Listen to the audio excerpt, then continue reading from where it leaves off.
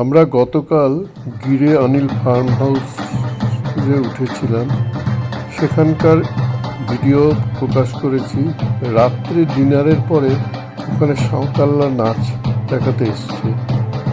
এই নাচের ভিডিও আপনাদের জন্য শেয়ার করলাম।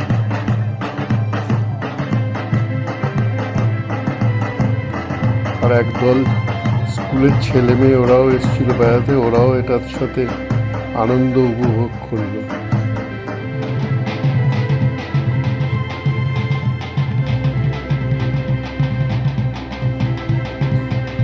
তারপরে খুব ভোর মানে রাতই বলা যায়, অন্ধকার তখন 6টার সময়। এখানে তো 7টার পরে আলো ফোটে। আমরা আসলাম গির ফরেস্টের সাফারির জন্য।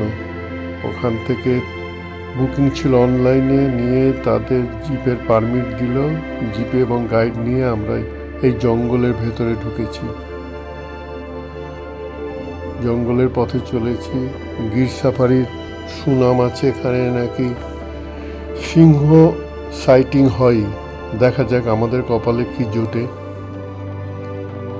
এখন আলো ফুটেছে, সুন্দর জায়গাটা জঙ্গলের ভেতরে। এইখানে সবাইকে একটু টয়লেট ব্রেক দিয়েছে। এখান থেকে সবাই যে যার নিজের জোনে আলাদা আলাদা চলে যাবে। সূর্য উঠে গেছে। এই রাস্তায় যেতে যেতে ময়ূর, ছোট ছোট ময়ূরের বাচ্চা।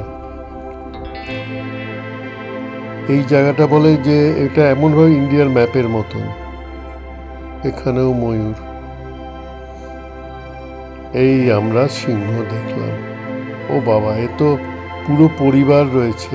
সিংহ না, এরা সিংহী। সিংহ কখনোই থাকবে না পরিবারের সাথে, এরাই যা বলল।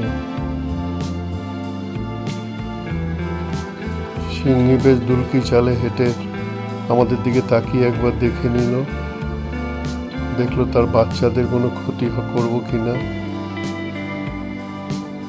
এবার বোধহয় একটা ইশারা করেছে বা ডাক দিয়েছে। সব বাচ্চারা আস্তে আস্তে উঠে চলেছে মায়ের পেছনে।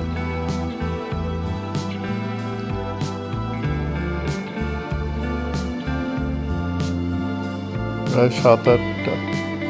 এখানে আবার ময়ূর, একটা ময়ূর আবার পেখম তুলে নাচ দেখাচ্ছে।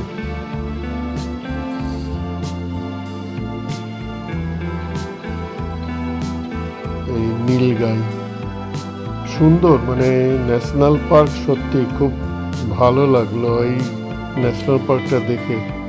এই নীলগাই,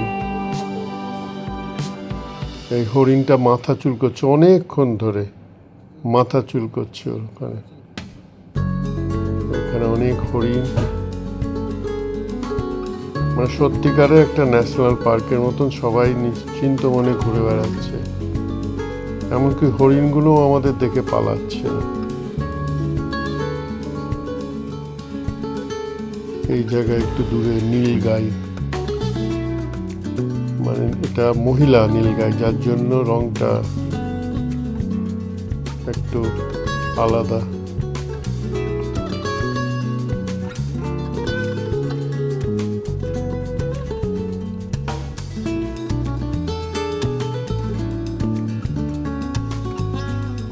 এখন আস্তে আস্তে 3 ঘন্টা সাফারি হয়। কিভাবে 3 ঘন্টা কেটে গেল বুঝতেই পারলাম না, এত সুন্দর লাগলো। এই আমরা ফিরে আসলাম এক্সিট গেটে। সব এক এক করে জিপ ফিরে আসছে। এবার আমরা হাফ ফার্ম হাউসে গিয়ে সেখানে ব্রেকফাস্ট করে বাই বাই করবো গিরকে।